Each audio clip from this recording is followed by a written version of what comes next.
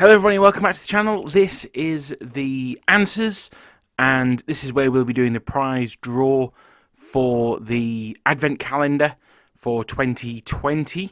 Now, what we did for this, for those of you who haven't seen it, is we had an advent calendar, and behind every window was a still from a Napoleonic era film, set in the Napoleonic era, not made then obviously, and the competition was to give me the answer to at least 16 of these, and then send them to me, either email, Twitter, Discord, all that good stuff. So I'm going to quickly go through the answers. I don't want this to be a too long a video, and then I'll be rolling off for the prize draw at the end. So the prize is a copy of the Waterloo starter set by Wargaming, and a copy of Albion Triumphant Volume 2.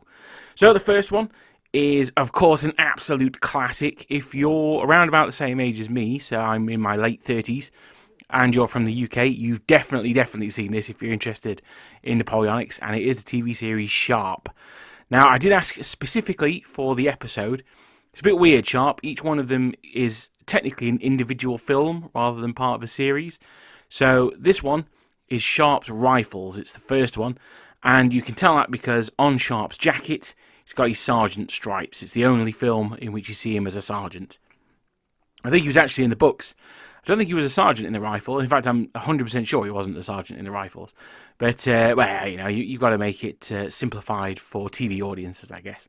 So the first one was Sharp. The second one was Captain Horatio Hornblower RN. Now, I did accept Horatio Hornblower. That was fine. But that is, of course, Gregory Peck, a great actor. And it's actually a really good film. It's a bit of its time. It's a good sort of swashbuckler. As a kid, I really enjoyed it. I would highly recommend. I've not seen it in a long time. But, I would highly recommend that one as well. The third film was Carry On, Don't Lose Your Head. Now, that is a British classic. In fact, I think it was Christmas Day, one of our TV channels had Carry On films all day. So there you go. It's it's something of a British institution. Some people like them, some people don't. They're certainly very, very dated. But, you know, it's all good fun. So the fourth one was Ian Holm, starring in The Emperor's New Clothes. It's quite an interesting alternative history film. I mean, it's not very war-y, but it's still very interesting. And Ian Holm, who we sadly lost this year, is a great actor. So he does a superb job as Napoleon. The next one is Colonel Chabert. Now, that's a French film based on I want to say Victor Hugo, could be Balzac, could be neither of those, French French novel. And it's quite good. If you've ever seen Summersby, it's basically that, sort of. But yes, no, so it's not necessarily about the Napoleonic Wars, but certainly Colonel Chabert gets wounded during the Battle of Eylau, and it's a fantastic battle scene. If you get a chance to look at it on YouTube, I would highly recommend it. It's very French. It's very minimalist with a piano score. It's very good, very atmospheric. So the next one would be so we're on the 6th of December's entry now, and that one is Napoleon, the 1927 version.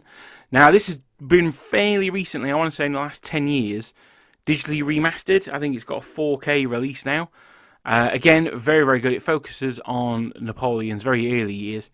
As you can see from the makeup, it is a silent film. But don't let that put you off. It's very, very good. There's been a bit of a resurgence in silent films lately. I've been to see quite a few with live musical accompaniment before the coup, obviously. So if you get a chance to see Napoleon at one of those, I would leap with both hands. That's for a mixed metaphor to get the chance to go and see that. So the next one, and again, one of the more famous ones on this list, is, I'm trying to think of his name, Ridley Scott. Ridley Scott's directorial debut, or big screen debut, and it's The Duelists, starring Harvey Keitel, and I want to say David Carradine? Could be wrong on that one, I think it's David Carradine. Or is he the Kung Fu guy? Anyway, it's got Harvey Keitel is the main guy. Very good, particularly notable for his use of lighting. There's one of the duels takes place in a barn, and it's got the classic Ridley Scott. They're called God rays, where the sun's shining through the gaps in the roof. It's phenomenally shot. It's almost like this still represents. It's almost like every shot is a painting. It's not quite Barry Lyndon, but it's very, very good. It's a good film based on I believe, a short story. Again, I think it's French. So the next one, Damned a Defiant. This is Alec Guinness, who I won't say Obi-Wan Kenobi because he famously hated that role, but I'm sure he didn't hate the money that it made for him. But anyway, this one is quite an interesting one. It's set during the Napoleonic Wars. It's set on a battleship, the Defiant, but it's not really about the Napoleonic Wars. It's more about the friction between the captain and the first mate. So the Napoleonic Wars is more of a backdrop to this film. But that said, still a very, very good film. Highly, highly recommend this one. Again, Alec Guinness, one of the best screen actors to have ever lived. You're always going to get good value out of watching a film with him in. The next one is a Russian film I haven't watched yet. It's called Union of Salvation, and it's about the Guard uprising, the Russian Guard uprising of 1825. The posters look phenomenal. The bits, the clips and trailers I've seen make it look phenomenal as well. I haven't found a subtitled English version that I'm super happy with yet. I think there is one on YouTube, but yeah, don't tell anyone. But yeah, no, I definitely want to check this one out. It's just a question of sitting down and getting around to watching it. So the next one is the rather oddball one. This is The Terror. Now, the young Prussian officer on the left is Jack Nicholson in an incredibly early role. Not his first role, but still a very, very early role. It's a very, very odd film, this one. And I can't 100% say that I would recommend it, but it's interesting to watch as a curio. Also, as a super aside here, something else called The Terror was a fairly recent miniseries. I want to say it was HBO, it might not have been, starring Jared Harris and Kieran Hines. It's set slightly after the Napoleonic period. It's about the search for the Northwest Passage. And there's a little bit of supernatural element in it, which is the lamest part of it. But again, for an idea of what life was like at the time, phenomenal. It's a great, great TV series if you can ignore all the supernatural stuff. I love supernatural stuff, but in this one, it just didn't work. That was also called The Terror. Anyway, that was a complete aside. So for 11, we've got the 1969 version of War and Peace. This was directed by Sergei Bondarchuk, and we'll see more of him later. One of the most notable things about this is it used the Russian Soviet army as extras. I mean, not the entire army, but a decent proportion of the army as extras. This, of course, in the time before CGI and things like that, make for a really good analog experience. So yeah, no, I highly recommend that if you've not seen it. I don't think it's the best War and Peace out there. We might come on to that a bit later, but it's definitely worth a watch. So the 12th of December saw one which has two different titles. I can't remember which way round it is, so excuse me for this one, but I think it's called The Pride and the Passion in the US, and I think it's called The Gun in the UK. It might be the other way around, I'm not entirely sure. But yeah, no, it's a great film. This one has got Frank Sinatra in it, of all people. I said that in the clue. Sophie Loren, I think, is in it as well. It's a great film. I recommend the book in the brackets 56 novels to read about the Napoleonic period. So yeah, no, this one again. It's one of those swashbuckling 60s films. Highly recommended. It's not the most serious, but there's serious elements in there. Very good. Give it a go. I would highly, highly recommend that one. So the next one is Desiree. Now, this is one that I haven't seen. In fact, I only came across it when researching stills for this video. Huge fan of Marlon Brando, and I didn't know anything about this film. Apparently, it's a bit of a melodrama. There's not really so much war in it, but definitely one worth seeing. I always like Marlon Brando, and to think of him as Napoleon is an almost perfect fit. He really looks like him as well. So the 14th of December, now this was quite a tough one. This is from another BBC TV series, and it was Les Miserables. Now, at the very beginning of the TV show, it showed the innkeeper Thénardier at the Battle of Waterloo, and that's an image of the sunken road, which, according to the original novel, and let's remember, Victor Hugo lived at Waterloo for a while as well.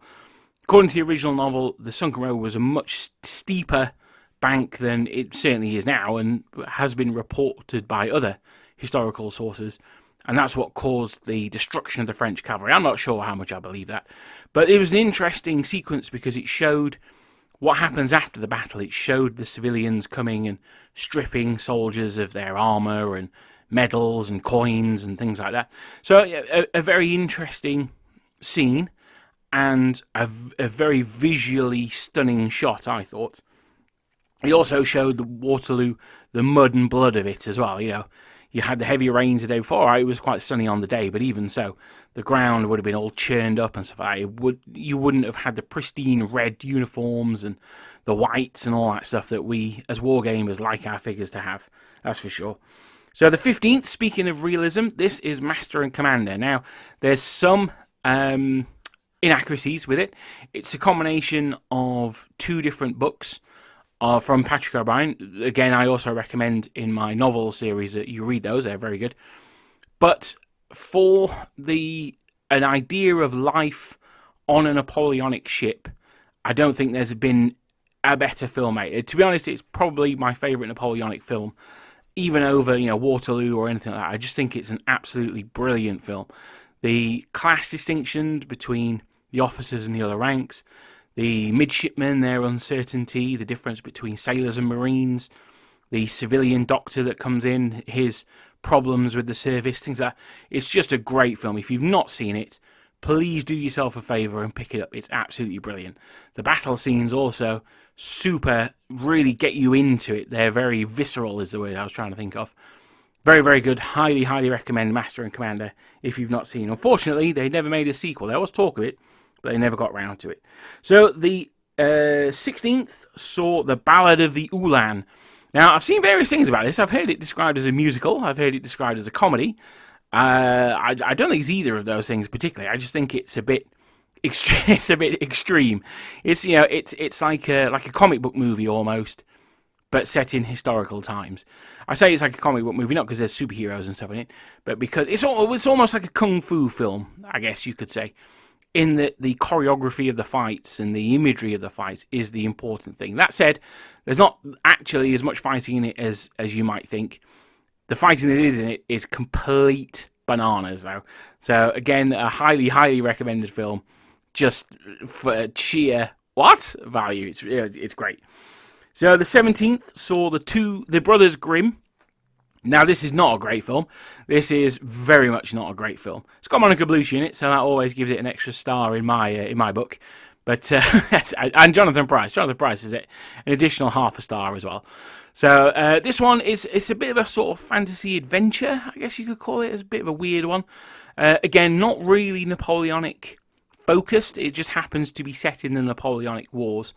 The idea of the French occupation of Prussia I thought was quite interesting, though. It's something that's not really been covered that much in films and books. If you say, right, we want a film where someone lives in an occupied country, Second World War is the first go-to. Obviously, in this one, they wanted to get some more of the sort of the myths and legends of Central European stories into it. So that's fair enough. I can understand why they went a bit further back in time. But it's just interesting to see. And the other thing as well is the costumes are great as well. Anything, anything that makes people think, oh, that looks quite interesting as a period. I think it's a great thing. Like I said, the film's not spectacular.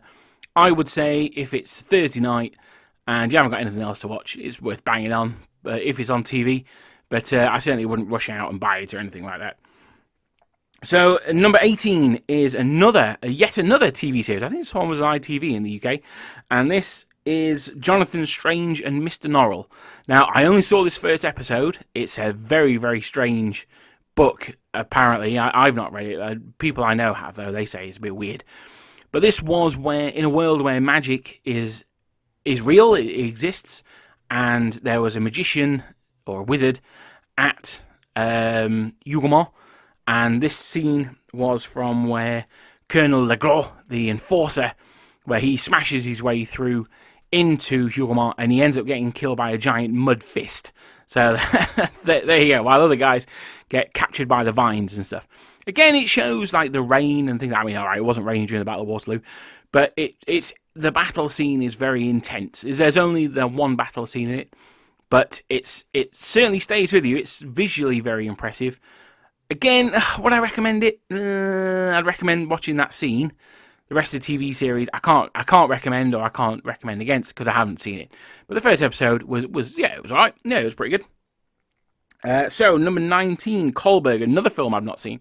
Now, this was, as I said in the clue, this is a film that was made in Nazi Germany. It's quite controversial because of that. I'm not really sure why it should be, but that said, I've not seen the film, so I don't know. There may be content in there that goes with their ideology. I honestly do not know, because I haven't seen it. Certainly visually, it looks very impressive. That's all I can say on it, really. I've seen a couple of clips. I've seen a little bit of a trailer, sort of. It was like a later release trailer. But yeah, it certainly looks interesting. It's one that I probably will seek out at some point, but it's definitely not at the top of my to-watch list. But it does seem interesting. Just from the sheer number of extras in the still that you can see, it's got to have reasonably higher production values, I would have thought. Then the 20th saw, speaking of higher production values, War and Peace, the recent BBC version, I want to say 2018, starring James Norton, as you can see in the picture there. It also had Lily James in it as well. And an excellent, excellent performance by Paul Dano. He is probably most well known for There Will Be Blood, which is also an incredible film. But yeah, Paul Dano is, for me, he is the absolute perfect Pierre. I think this is the best adaptation of War and Peace I've seen. The cast is phenomenal. It's got, as I said, it's got those two in it. Brian Cox plays Kutuzov, perfect casting there. You've got Gillian Anderson in it. The guy from the Young Ones, what's his name? And Bottom, he's in it as well, randomly. So yeah, no, it's a bit weird. It's got a lot of famous faces in it. But Ade Edmondson was the guy who was in Bottom. He's in it as well. But no, highly recommended. It's a very, very good production. No expense spared. There's a few historical inaccuracies, things like, the wrong Shakos in 1805 and stuff like that. I mean, you know what? Whatever. Don't let that bother you. It's a good story, very well told. The production quality's there. And you can see that the directors really cared about the period. Both the war and the peace are very well done.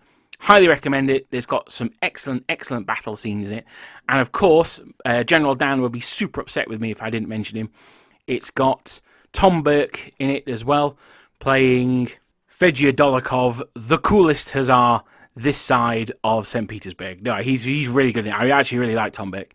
And it's a great adaptation. If you've not seen it, then please do. You can get it on BBC America, or you can get it on the good old Beeb, or you can buy the DVD as well. Highly, highly recommend that one. DVD. Oh, I'm talking like it's 1995. So you can buy it as a download as well. So the 21st saw The Lines of Wellington. Now this is one of the most bizarre films I can imagine being made. I'm just trying to imagine what the pitch process on this was like. Imagine someone going to, a film producer being like, I've got an idea that's going to make you loads of money. It's a film about the Duke of Wellington and about the defences he built in Lisbon. Right, okay. Who's going to star in it? Oh, I thought we'd have like a classical British actor, like, I don't know, John Malkovich. It's very weird. It's got tax write-off written all over it, but it's actually not too bad a film. John Malkovich is not a convincing Wellington, I think it's safe to say. But it's not bad. It's not amazing, but it's not a bad film. Speaking of films that are amazing, the 22nd saw The Adventures of Brigadier Gerard. Now, this film, if you look at it, dispassionately, then it's not amazing. In fact, it's not even good. But I absolutely love this film. Again, it's got that swashbuckling nature that the 1960s really seemed to have, that confidence in telling story and things like that. It's got a real joie de vivre in it. It's a good time. It's good fun. It's a good hour and a half. Now, this still, like I said, it doesn't show Brigadier Gerard, but it just shows the feeling of the film so well. It's really good. Highly recommended. Highly, highly recommended. Don't go in thinking it's going to be a massive multi-Oscar winning phenomenon, but go in with the attitude of it's a good bit of fun. It's something that really likes being, unlike The Lines of Wellington, This one doesn't have the feel of a tax write-off about it. This has the feel of people wanting to tell a good story and doing it to the best of their ability, which, you know, was perhaps limited, shall we say. So the next one is, speaking of swashbuckling, The Buccaneer. Now, this is a bit of a weird one. For ages, I was like, I didn't know Charlton Heston was in this film.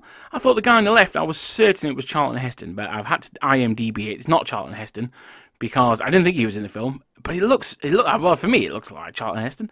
The guy on the right is the actual star of the film, and it's Yul Brynner, who you don't often see with hair. So there's a bit of confusion there. And this one's set during the War of 1812. Now, as a quick look ahead, I'm going to do a full look ahead video. But next year, I know I said this last year, but next year I'm definitely going to do it. I am going to be focusing a bit more on the War of 1812. If nothing else, I've just bought a bunch of figures for the War of 1812, so I'm going to want to do those as well. We're going to be looking at things like Egypt and India as well.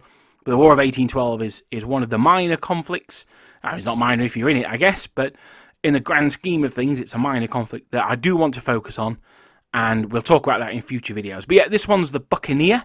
It's, again, it's another swashbuckler. It's not quite as fun as, say, The Adventures of Brigadier Gerard, or even something like Hornblower RN, but it's still good. It's worth a watch. I wouldn't have it at the top of my Napoleonic's must-watch list, but it's definitely worth a watch. And then, of course, we come to Christmas Eve, the 24th of December, and that one, I'm sure, in fact, the answers I've gone through, I think pretty much everyone got this one. It is, of course, Waterloo. Sergei Bondarchuk again. In the late 1970s, he used the Soviet army as extras. It's an absolute classic. As I said in the clue, as far as I'm concerned, Napoleon spoke with a really broad New York accent, just because Rod Steiger in the film he is Napoleon, as far as I'm concerned. A weird story about Rod Steiger, this is completely off-piste, was it's an urban legend, but on 9/11, or 9/12, I guess it would be,